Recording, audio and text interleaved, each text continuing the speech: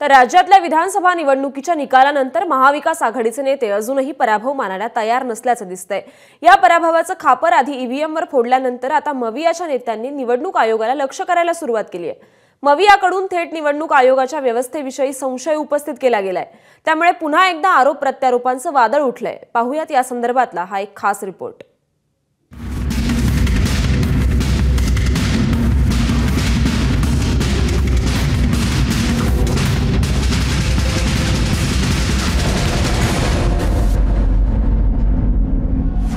आधी ईव्हीएम आणि आता निवडणूक आयोग। विधानसभा निवडणूक निकालानंतर पराभूत महाविकास आघाडीनं ईव्हीएम नंतर आता आपला मोर्चा निवडणूक आयोगाकडे वळवलाय आणि थेट आयोगाच्या व्यवस्थेवरच संशय व्यक्त केलाय।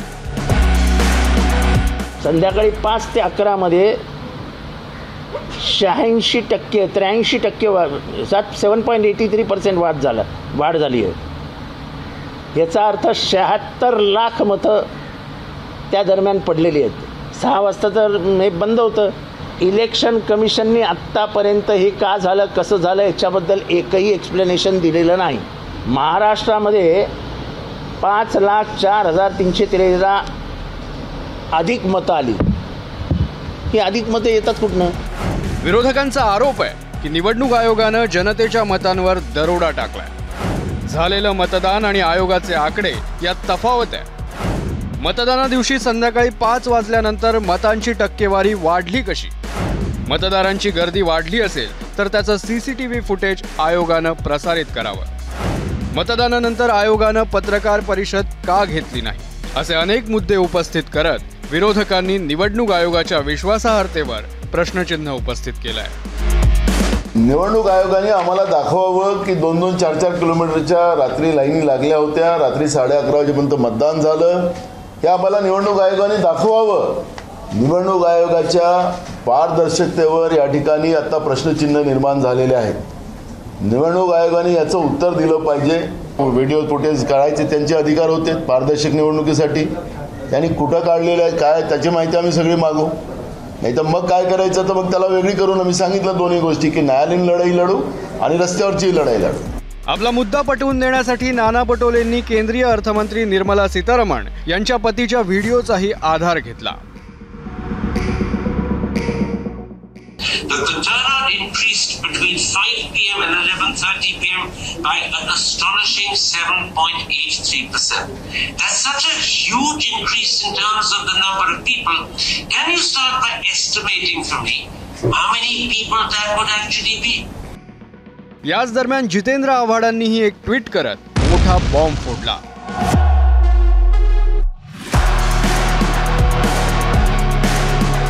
जितेंद्र आव्हाडांनी नुकतंच एक ट्विट करून सवाल विचारलाय की निवडणूक आयोगानं वोटर टर्नआउट ॲप बंद का केलंय। आपल्या या ट्विट सोबत त्यांनी बंद केलेल्या ॲपचा एक स्क्रीनशॉटही शेअर केलाय। याच ॲपच्या माध्यमातून मतदानाच्या दिवशी लोकांना आपल्या मतदारसंघात नेमकं किती मतदान झालंय याची इत्थंभूत माहिती मिळत होती, परंतु आता हेच मोबाईल ॲप बंद झाल्याचं आव्हाडांनी दाखवून दिलंय। या प्रकरणावर आज रोहित पवारांनीही भाष्य केलं। विरोधकांच्या या सगळ्या आरोपांना उत्तर देण्यासाठी अजित पवार समोर आले आणि त्यांनी मतदानाला झालेली गर्दी, वाढलेलं मतदान यावर स्पष्टीकरणच दिलं। जो निकाल या महाराष्ट्रामध्ये लागलेला आहे तो स्वीकारण्यासारखा आहे का? लोकच तुम्हाला सांगतील काहीतरी गडबड आहे। आता आमचं फक्त मत एवढंच आहे, लोकशाही जिवंत ठेवायची असेल ती काय गडबड आहे याच्यावर शहानिशा कुठं ना कुठंतरी होण्याची जरूरत आहे आणि त्यासाठी इलेक्शन कमिशनने पुढाकार घ्यावा। संविधानाने त्या बाबतीमध्ये ऑब्जेक्शन घेण्याचा अधिकार दिलेला आहे। खरं मतदान 9ला सुरू झालं।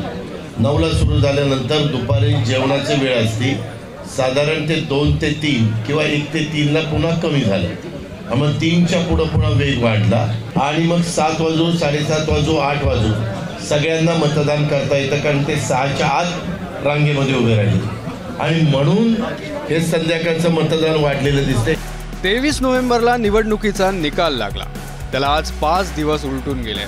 विरोधक पराभव स्वीकारायला अजूनही तयार नाही। आधी ईव्हीएमवर खापर फोडलं आणि आता थेट निवडणूक आयोगाला लक्ष केलं जात आहे. पण निवडणूक आयोग बोली आरोपांवर उत्तर देणार नाहीये, तर त्यांना लेखी तक्रारीची प्रतीक्षा आहे. आणि आता विरोधकांच्या आरोपांची कोणत्या पातळीवर आणि कितपत दखल घेतली जाते पाहूया. ब्युरो रिपोर्ट, एबीपी माझा.